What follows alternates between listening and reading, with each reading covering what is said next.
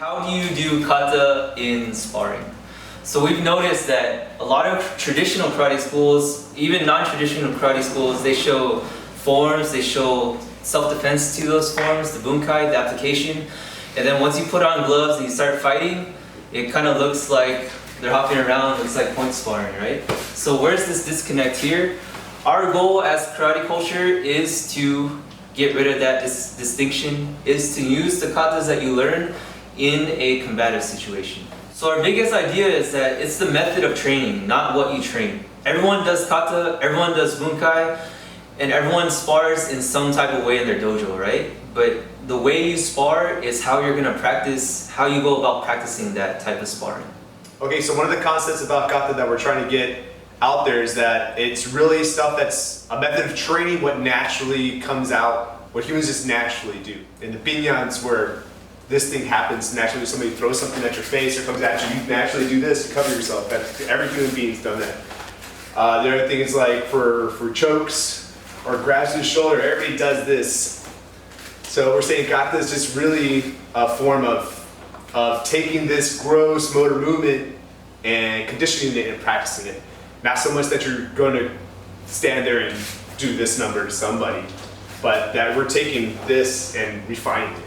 So a lot of the times when people are fighting in a combative sport situation, when he throws a punch, I back up because I don't want to get tagged.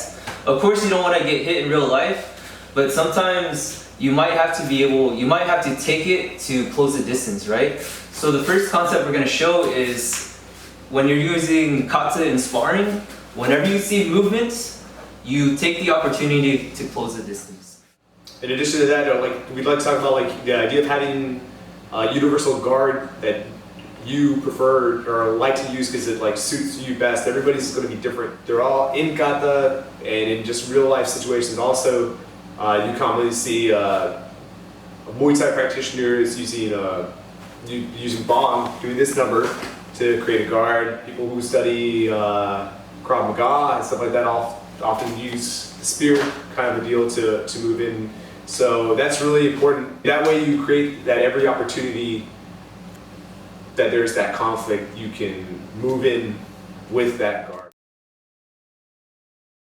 So now we're going to show a drill that exemplifies these two concepts. I'm going to move around and I'm going to shoot in. Whenever Aaron sees me shoot in, he's going to meet me in the middle. That way he's closing the distance and so that he can attack. At the same time, he's shooting in with a universal guard, something that covers his entire face, his entire vulnerable areas.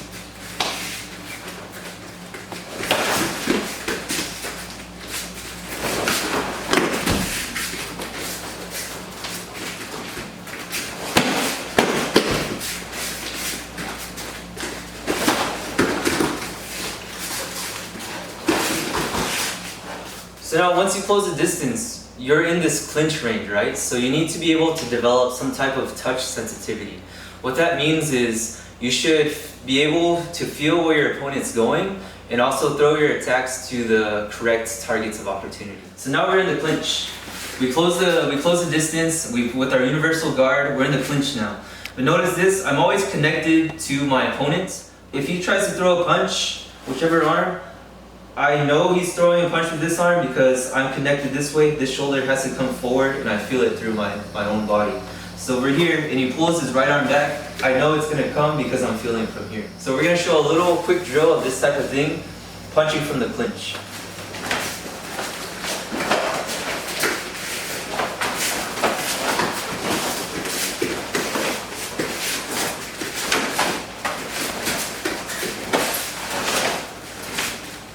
So skills like this, like the touch sensitivity, which allows you to be able to manifest the kata during an exchange, and without it, it becomes very difficult to put up a proper guard or block a punch that's coming at you.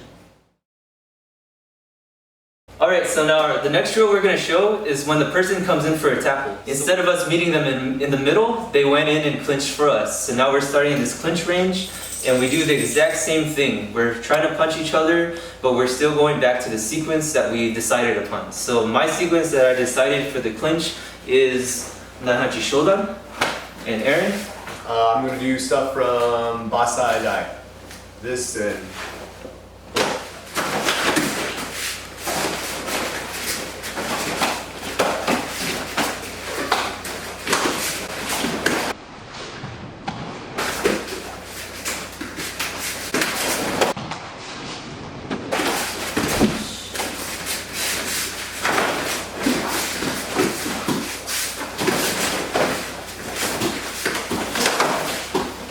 So those are a couple of the many drills that we do and variations of those just to help us manifest kata in a real life sparring situation. So now we're going to demo for you what we've been working on, how to fight for real using just kata movements.